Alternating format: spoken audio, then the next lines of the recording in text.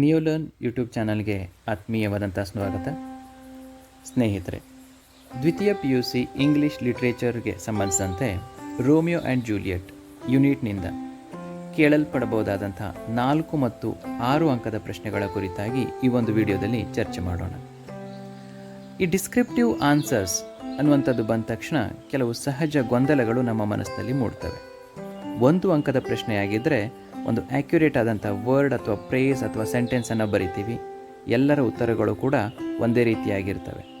ಆದರೆ 4 ಮತ್ತು 6 ಅಂಕದ ಪ್ರಶ್ನೆಗಳಿಗೆ ಬಂದಾಗ ಅಥವಾ ಉತ್ತರಗಳಿಗೆ ಬಂದಾಗ ಅಲ್ಲಿ ಪ್ರತಿಯೊಬ್ಬ ವಿದ್ಯಾರ್ಥಿಯ ಉತ್ತರ ಕೂಡ ವಿಭಿನ್ನವಾಗಿರುವಂಥ ಸಾಧ್ಯತೆಗಳಿರ್ತವೆ. ಯಾಕೆ ಅಂತಂದರೆ ವಿದ್ಯಾರ್ಥಿಯಿಂದ ವಿದ್ಯಾರ್ಥಿಗೆ ಆತನ ಶಬ್ದ ಭಂಡಾರ ಇರಬಹುದು, ಭಾಷಾ ಕೌಶಲ್ಯ ಇರಬಹುದು, ಹಾಗೂ ಕಲ್ಪನಾ ಸಾಮರ್ಥ್ಯ ಇರಬಹುದು. ಇದೆಲ್ಲವೂ ಕೂಡ ಬೇರೆ ಬೇರೆಯಾಗಿರ್ತವೆ. ಇದನ್ನು ಗಮನದಲ್ಲಿಟ್ಕೊಂಡು ಒಬ್ಬ ಇವ್ಯಾಲ್ಯುವೇಟರ್ ಆದವನು ಯಾವ ರೀತಿ ಈ 4 ಮತ್ತು 6 ಅಂಕದ ಪ್ರಶ್ನೆಗಳಿಗೆ ಉತ್ತರಗಳನ್ನು ಅನಲೈಸ್ ಮಾಡ್ತಾರೆ ಅಥವಾ ಇವ್ಯಾಲ್ಯುವೇಟ್ ಮಾಡ್ತಾರೆ ಅನ್ನುವಂಥದ್ದು. ಪ್ರತಿಯೊಂದು ಪ್ರಶ್ನೆ ಕೂಡ ಯಾವುದೋ ಒಂದು ಘಟನೆಯ ಮೇಲೆ ಕೇಂದ್ರೀಕೃತವಾಗಿರುತ್ತೆ ಅಥವಾ ವಿಚಾರದ ಮೇಲೆ ಕೇಂದ್ರೀಕೃತವಾಗಿರುತ್ತೆ. ಆ ಘಟನೆ ಅಥವಾ ವಿಚಾರಕ್ಕೆ ಕೆಲವು ಮುಖ್ಯವಾದಂಥ ಪಾಯಿಂಟ್ಸ್ಗಳಿರ್ತವೆ. ಅವುಗಳನ್ನು ನಾವು ವ್ಯಾಲ್ಯೂ ಪಾಯಿಂಟ್ಸ್ ಅಂತ ಕರಿತೀವಿ. ಈ ವ್ಯಾಲ್ಯೂ ಪಾಯಿಂಟ್ಸ್ಗಳನ್ನು ಗಮನದಲ್ಲಿಟ್ಕೊಂಡು ಅನಲೈಸ್ ಮಾಡುವಾಗ ಅಲ್ಲಿ ಬರ್ತಕ್ಕಂಥ ಪಠ್ಯದಲ್ಲಿ ಬರ್ತಕ್ಕಂಥ ಶಬ್ದಗಳ ಯಥಾವತ್ತಾದಂಥ ಬಳಕೆ, ಅದನ್ನೇ ಟೆಕ್ಸ್ಚುವಲ್ ರೆಫರೆನ್ಸ್ ಅಂತ ಕರಿತೀವಿ. ಹಾಗೆ ಒಂದು ಘಟನೆಗೂ ಮತ್ತು ಒಂದು ಸೆಂಟೆನ್ಸ್ಗೂ ಅಥವಾ ಒಂದು ಸನ್ನಿವೇಶಕ್ಕೂ ಇನ್ನೊಂದು ಸನ್ನಿವೇಶಕ್ಕೂ ಇರುವಂಥ ಸಂಬಂಧ, ಸುಸಂಬದ್ಧತೆ ಅಥವಾ ಕೋಹಿರೆನ್ಸ್ ಅನ್ನುವಂಥದ್ದು. ಇದಾದ ನಂತರದಲ್ಲಿ ಬರುವಂಥದ್ದು ಸರಣಿಗಳು, ಅಂದರೆ ಸೀಕ್ವೆನ್ಷಿಯಲ್ ಆರ್ಡರ್. ಒಂದು ಘಟನೆಯಲ್ಲಿ ಒಂದು ಘಟನೆ ನಡೆದ ನಂತರ ಇನ್ನೊಂದು ಘಟನೆ ನಡೆಯುವಂಥದ್ದು. ಇವುಗಳ ಸರಳವಾದಂಥ ಮತ್ತು ಪಠ್ಯದಲ್ಲಿ ಬಳಸಲ್ಪಟ್ಟಂಥ ಯಾವ ಸೀಕ್ವೆನ್ಷಿಯಲ್ ಆರ್ಡರ್ ಇದೆ ಅದನ್ನೇ ಬಳಸಿಕೊಂಡು ಉತ್ತರವನ್ನು ಬರೆಯುವಂಥದ್ದು. ಈ ಎಲ್ಲ ವಿಚಾರವನ್ನು ಗಮನದಲ್ಲಿಟ್ಕೊಂಡು 4 ಮತ್ತು 6 ಅಂಕದ ಪ್ರಶ್ನೆಗಳಿಗೆ ಅಥವಾ ಉತ್ತರಗಳಿಗೆ ಅಂಕವನ್ನು ನಾವು ಕೊಡ್ತೀವಿ. ಹೀಗೆ ಕೊಡುವಾಗ ತಮ್ಮ ಹ್ಯಾಂಡ್ ರೈಟಿಂಗ್ ಇರ್ಬೋದು, ವೊಕ್ಯಾಬ್ಯುಲರಿ ಇರ್ಬೋದು ಮತ್ತು ಯೂಸೇಜ್ ಆಫ್ ಪಂಕ್ಚುವೇಷನ್ಸ್ ಬಹಳ ಮುಖ್ಯವಾಗಿರುತ್ತೆ. ಇವೆಲ್ಲವನ್ನು ಗಮನದಲ್ಲಿಟ್ಕೊಂಡು ಈ ಒಂದು ಯೂನಿಟಿಂದ, ರೋಮಿಯೋ ಆ್ಯಂಡ್ ಜೂಲಿಯಟ್ ಯೂನಿಟಿಂದ ಕೇಳಲ್ಪಡಬಹುದಾದಂತಹ ಮುಖ್ಯ ಪ್ರಶ್ನೆಗಳು ಮತ್ತು ಅವುಗಳಿಗೆ ಒಂದು ಸ್ಯಾಂಪಲ್ ಉತ್ತರವನ್ನು ಕೂಡ ಈ ಒಂದು ವಿಡಿಯೋದಲ್ಲಿ ಚರ್ಚೆ ಮಾಡೋಣ. ಮೊದಲನೇದಾಗಿ ಮೊದಲನೆಯ ಪಾರ್ಟ್ ಅಂದರೆ ಜೂಲಿಯಟ್ನ ಕುರಿತಾಗಿ ರೋಮಿಯೋ ಹೇಳುವಂಥದ್ದು. ಆ ಪಾರ್ಟಿಂದ ಯಾವ ರೀತಿಯ ಪ್ರಶ್ನೆಗಳು ಬರ್ಬೋದು ಅಂತಂದರೆ, how does Romeo describe Juliet's beauty? ಜೂಲಿಯಟ್ನ ಸೌಂದರ್ಯವನ್ನು ಆತ ಯಾವ ರೀತಿ ವರ್ಣಿಸ್ತಾನೆ ಅನ್ನುವಂಥದ್ದು, ಅಥವಾ ಆಕೆಯ ಸೌಂದರ್ಯವನ್ನು ಯಾವ ರೀತಿ ಗ್ಲಾರಿಫೈ ಮಾಡ್ತಾ ಇದ್ದಾನೆ ರೋಮಿಯೋ ಅನ್ನುವಂಥದ್ದನ್ನು ಕೇಳ್ಬೋದು. ಅಥವಾ ಅದೇ ಪ್ರಶ್ನೆಯನ್ನು what similes does Romeo use to convey Juliet's beauty ಅಂತ ಕೇಳ್ಬೋದು. ಇಲ್ಲಿ ಫಿಗರ್ಸ್ ಆಫ್ ಸ್ಪೀಚನ್ನು ಯಾವ ರೀತಿ ಬಳಸ್ಕೋತಾನೆ ಅವನು ಆಕೆಯ ಸೌಂದರ್ಯದ ವಿವರಣೆಯನ್ನು ಮಾಡುವಾಗ ಅನ್ನೋ ರೀತಿಯಲ್ಲಿ. ಅಥವಾ ಇದೇ ಪ್ರಶ್ನೆಯನ್ನು ಈ ರೀತಿಯಲ್ಲೂ ಕೂಡ ಕೇಳ್ಬೋದು, how does Romeo mesmerized by the eternal beauty of Juliet? ಜೂಲಿಯಟ್ನ ಸೌಂದರ್ಯದಿಂದ ಆತ ಹೇಗೆ ಆಶ್ಚರ್ಯಚಕಿತನಾಗ್ತಾನೆ ಅನ್ನುವಂಥದ್ದು. ಅಥವಾ why does Romeo say he never saw true beauty till that night? ಆತ ಯಾಕೆ ಈ ಸಂಜೆಯವರೆಗೂ ನಾನು ಇಂಥ ಸೌಂದರ್ಯವನ್ನು ನೋಡಲೇ ಇಲ್ಲ ಅನ್ನೋ ರೀತಿಯಲ್ಲಿ ಯಾಕೆ ಹೇಳ್ತಾನೆ? ಈ ಎಲ್ಲ ರೀತಿಯ ಪ್ರಶ್ನೆಗಳಿಗೂ ಕೂಡ ಒಂದು ಸಾಮಾನ್ಯೀಕರಿಸಿದ ಉತ್ತರವನ್ನು ಈ ರೀತಿಯಲ್ಲಿ ನಾವು ಬರಿಬೋದು. In the romantic tragedy Romeo and Juliet by the bard of Avon William Shakespeare, Romeo happen to see Juliet for the first time at the Grand Supper hosted by Lord Capulet, Juliet's father. ಈ ಒಂದು ಮೊದಲನೇ ಸೆಂಟೆನ್ಸಲ್ಲಿ ತಾವು ಗಮನಿಸಿದರೆ ಇಲ್ಲಿ Romeo and Juliet ಯಾವ ರೀತಿಯ ಒಂದು ಕಾವ್ಯ ಪ್ರಕಾರ ಅನ್ನುವಂಥದ್ದನ್ನು ನಾವು ಕಂಡ್ಕೋತೀವಿ. ಹಾಗೆ ಅದರ ರಚನೆಕಾರರು ಯಾರು, ಆ ರಚನೆಕಾರರ ವಿಶೇಷತೆ ಏನು, ಬಾರ್ಡ್ ಆಫ್ ಎವನ್ ಅನ್ನೋದನ್ನು ಕೂಡ ಬಳಸ್ಕೊಂಡು, ಆಮೇಲೆ ಅದೇ ಒಂದು ವಾಕ್ಯದಲ್ಲಿ ಮುಂದುವರೆದು ರೋಮಿಯೋ ಎಲ್ಲಿ ಆಕೆಯನ್ನು ನೋಡ್ತಾನೆ ಅನ್ನುವಂಥದ್ದನ್ನು ಕೂಡ ಬಳಸ್ಕೊಂಡ್ಬಿಟ್ವಿ. ಸೊ ಒಂದು ಇಂಡೈರೆಕ್ಟ್ ಅಥವಾ ತುಂಬ ಬ್ರೀಫ್ ಆದಂಥ ಇಂಟ್ರಡಕ್ಷನ್ ಕೂಡ ಇಲ್ಲಿ ಕಾಣಿಸುತ್ತೆ. Though Romeo belong to the Montagues family and they are devoted enemies, he strangely attracted towards Juliet. ಆತ ಎನಿಮಿ ಫ್ಯಾಮಿಲಿಯಿಂದ ಆಗಿದ್ರೂ ಕೂಡ, ವೈರಿಗಳ ಫ್ಯಾಮಿಲಿಯಿಂದ ಆಗಿದ್ರೂ ಕೂಡ ಆಕೆಯ ಕುರಿತಾಗಿ ಆಕರ್ಷಣೆಯನ್ನು ಬೆಳೆಸ್ಕೋತಾನೆ. Romeo is fascinated by Juliet's beauty. Romeo feels that Juliet can teach the torches to burn bright. ಇಲ್ಲಿಯವರೆಗೂ ತಾವು ಗಮನಿಸ್ತೀರಿ, ಒಂದು ರೀತಿ ಇಂಟ್ರೊಡಕ್ಷನ್ ಇದೆ. ಅದಾದ ನಂತರ ಆತ ಒಂದಾದ ನಂತರ ಹೇಗೆ ಆಕೆಯ ಸೌಂದರ್ಯನ ವಿವರಿಸ್ತಾನೆ.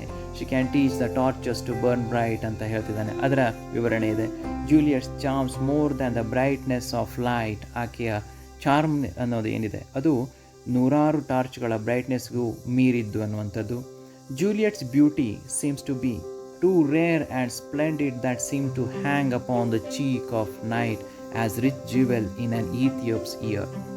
Juliet's beauty is too rich for use, too dear for earth. Juliet appears to Romeo as a white snowy dove and her companions appear to be crows. Romeo wants to touch her hands and belongings and get his rude hand blessed by her soft and gentle touch. Romeo asks himself whether his heart ever loved before this moment as he never saw such true beauty. ಈ ರೀತಿಯಲ್ಲಿ ಮೊದಲನೆಯ ಸ್ಟ್ಯಾಂಜಾ ಸಂಪೂರ್ಣವಾಗಿ ಒಂದು ಸಾಲಿನ ನಂತರ ಇನ್ನೊಂದು ಸಾಲು ಯಾವ ರೀತಿ ಅಲ್ಲಿ ಕವಿ ವಿವರಣೆಯನ್ನು ಕೊಡ್ತಿದ್ದಾನೆ ಅದೇ ರೀತಿಯಲ್ಲಿ ನಾವು ವಿವರಿಸಿದ್ದೆ ಆದರೆ ನಾವು ಎಕ್ಸ್ಪೆಕ್ಟೆಡ್ ಅಂಕಗಳನ್ನು ಈ ಒಂದು ಪ್ರಶ್ನೆಗೆ ಗಳಿಸೋದಕ್ಕೆ ಈಸಿ ಆಗುತ್ತೆ. ಮುಂದಿನ ಪ್ರಶ್ನೆ ಬಂದ್ಬಿಟ್ಟು how does Juliet express Har love for Romeo. ನೋಡಿ, ಎರಡನೇ ಸ್ಟ್ಯಾಂಜಾದಲ್ಲಿ ಇಲ್ಲಿ ಜೂಲಿಯಟ್ಲ ಇಂಪ್ಲಿಸಿಟ್ ಫೀಲಿಂಗ್ಗಳನ್ನು ಕವಿ ಬರಿತಾ ಇದ್ದಾನೆ. ಹಾಗಾಗಿ ಜೂಲಿಯಟ್ ರೋಮಿಯೋಗೋಸ್ಕರ ಅವಳಲ್ಲಿರುವಂಥ ಪ್ರೀತಿಯನ್ನು ಹೇಗೆ ವಿವರಿಸ್ತಾಳೆ ಅನ್ನುವಂಥದ್ದು, ಅಥವಾ ಅದೇ ಪ್ರಶ್ನೆಯನ್ನು how according to Juliet would Romeo become immortalised in the world, ಪ್ರಪಂಚದಲ್ಲಿ ಆತನನ್ನು ಹೇಗೆ ಶಾಶ್ವತಗೊಳಿಸಬಹುದು, ಅಥವಾ ಅದೇ ಪ್ರಶ್ನೆಯನ್ನು ಈ ರೀತಿಯಲ್ಲೂ ಕೇಳಬಹುದು how does Juliet draw attention towards gentle night and garrison in Romeo and Juliet. ಈ ಎರಡು ವಿವರಗಳನ್ನು ಜೆಂಟಲ್ ನೈಟ್ ಅನ್ನುವಂಥದ್ದು ಮತ್ತು ಗ್ಯಾರಿಸನ್ ಅನ್ನುವಂಥ ಎರಡು ದೃಷ್ಟಾಂತಗಳನ್ನು ಇಟ್ಕೊಂಡು ಯಾವ ರೀತಿ ಆಕೆ ವಿವರಿಸ್ತಾಳೆ ಅನ್ನುವಂಥದ್ದು ಇರ್ಬೋದು. ಅಥವಾ ಇದೇ ಪ್ರಶ್ನೆಯನ್ನು comment on the imageries of night day black white in the poem Romeo and Juliet. So ಇದು ಸಂಪೂರ್ಣವಾಗಿ ಈ ಒಂದು ಕಾವ್ಯ ಭಾಗ ಅನ್ನುವಂಥದ್ದು ಕಪ್ಪು ಬಿಳುಪಿನ ನಡುವೆ ಕಾವ್ಯಮಯವಾಗಿ ನಡೀತಾ ಇರತ್ತೆ. ಈ ರೀತಿಯ ಪ್ರಶ್ನೆಯನ್ನು ಕೇಳಬಹುದು. ಅಥವಾ ಇದೇ ಪ್ರಶ್ನೆಯನ್ನು Juliet's love was more intense than Romeo's, justify with reference to the imageries and similes used in that text. So Juliet ಮತ್ತು ರೋಮಿಯೋಗೆ ಕಂಪೇರ್ ಮಾಡಿದರೆ ಯಾರ ಲವ್ ಅನ್ನುವಂಥದ್ದು ಇಂಟೆನ್ಸ್ ಅಥವಾ ಪ್ಯಾಷನೇಟೆಡ್ ಒನ್ ಅನ್ನುವಂಥ ರೀತಿಯಲ್ಲಿ ಕೇಳ್ಬೋದು. ಈ ಎಲ್ಲ ಪ್ರಶ್ನೆಗಳಿಗೂ ಒಂದು ಸರಳವಾದಂಥ ಉತ್ತರವನ್ನು ಈ ರೀತಿ ನಾವು ರೆಡಿ ಮಾಡ್ಕೋಬಹುದು. Implicit feelings of two young lovers are decorated with many poetic devices in the romantic tragedy Romeo and Juliet by William Shakespeare. Juliet invites the knight and she asks the knight to bring with it her Romeo. Romeo is a bright and a cheerful person. Juliet says that Romeo looks bright like a new snow present on the raven's back. Juliet makes it very clear that she doesn't want to give up Romeo even after her death. Juliet tells the knight that after she dies, take her Romeo and turn him into little stars. According to her, if Romeo is turned into stars, then the night will be so beautiful and bright that the entire world will fall in love with the night and no one will look at the garrison considering it to be harsh and glaring and start liking the night sky. This way Romeo always live and he will be immortalized. Furthermore, when I shall die and cut him out in little stars and heaven are expressions that clearly refer to death and immortality. So ನಿಮ್ಮ ಉತ್ತರ ಈ ರೀತಿಯಲ್ಲಿ ಆಕೆಯ ಬಯಕೆಗಳನ್ನು ಒಂದರ ನಂತರ ಇನ್ನೊಂದು ಆಕೆ ಆ ಕವಿಯ ಸಾಲುಗಳಲ್ಲೇ ವಿವರಿಸಿ ನಂತರ ತಮ್ಮ ಸ್ವಂತ ವಾಕ್ಯಗಳಲ್ಲಿ ಅದನ್ನು ಪ್ರೆಸೆಂಟ್ ಮಾಡೋದ್ರಿಂದ ಅತಿ ಹೆಚ್ಚಿನ ಅಂಕಗಳನ್ನು ಪಡ್ಕೋಬಹುದು. ಈ ಸ್ನೇಹಿತರೆ, ಇನ್ನು ಈ ಒಂದು ಪದ್ಯ ಭಾಗದಿಂದ 6 ಅಂಕದ ಯಾವ ರೀತಿಯ ಪ್ರಶ್ನೆಗಳನ್ನು ಕೇಳಬಹುದು ಮತ್ತು ಅವುಗಳಿಗೆ ಯಾವ ರೀತಿಯಲ್ಲಿ ಉತ್ತರಿಸಬಹುದು ಅನ್ನೋದನ್ನು ನೋಡೋಣ. ನಮಗೆಲ್ಲ ಗೊತ್ತಿದ್ದ ಹಾಗೆ ಈ ಒಂದು ಸೆಕ್ಷನ್ಗೆ ತಾವು ಸುಮಾರು 200 ಶಬ್ದಗಳಲ್ಲಿ ಉತ್ತರವನ್ನು ಕೊಡಬೇಕಾಗತ್ತೆ. ಇಲ್ಲಿ ಬರುವಂಥ ಅಥವಾ ಬರಬಹುದಾದಂಥ ಪ್ರಶ್ನೆಗಳು how is the intensity of love between Romeo and Juliet brought out in the poem Romeo and Juliet ಅಂತ ಕೇಳ್ಬೋದು. ಅಥವಾ between Romeo and Juliet whose love do you think is more passionate and intense why ಅನ್ನೋ ರೀತಿಯಲ್ಲಿ ಕೇಳ್ಬೋದು. ಅದೇ ಪ್ರಶ್ನೆಯನ್ನು whose love do you think is more passionate and intense in Romeo and Juliet explain ಅಂತ ಕೂಡ ಕೇಳ್ಬೋದು. ಅಥವಾ how did Romeo and Juliet express the romantic love feelings to each other in the poem Romeo and Juliet ಅಂತ ಕೂಡ ಕೇಳ್ಬೋದು. ಇದು ಯಾವುದೇ ರೀತಿಯ ಪ್ರಶ್ನೆಗಳಿದ್ರೂ ಕೂಡ ತಾವು ಗಮನಿಸಬೇಕಾಗಿರೋದು ಇಲ್ಲಿ ರೋಮಿಯೋನ ಇಂಪ್ಲಿಸಿಟ್ ಫೀಲಿಂಗ್ಸ್ ಮತ್ತು ಜೂಲಿಯಟ್ನ ಇಂಪ್ಲಿಸಿಟ್ ಫೀಲಿಂಗ್ಸ್ಗಳನ್ನು ಅಮಾಲ್ಗಮೇಟ್ ಮಾಡಿ ಅಥವಾ ಒಂದನ್ನೊಂದು ಕಂಪೇರ್ ಮಾಡಿಕೊಂಡು ನಾವು ಉತ್ತರವನ್ನು ರೆಡಿ ಮಾಡಬೇಕಿರುತ್ತೆ. ಅದಕ್ಕೆ ಈ ರೀತಿಯ ಉತ್ತರ ತುಂಬ ಸಮಂಜಸ ಅಂತ ಅನ್ಸುತ್ತೆ. Romeo and Juliet, a romantic tragedy by William Shakespeare, is a representation of the implicit feelings of two young lovers. The poet expresses their passionate love for each other very effectively. Romeo feels surprised and glorifies his love, Juliet's beauty, to the essential as she looks beyond his imagination. He feels that her beauty betters the brightness of colorful lights in that dark night.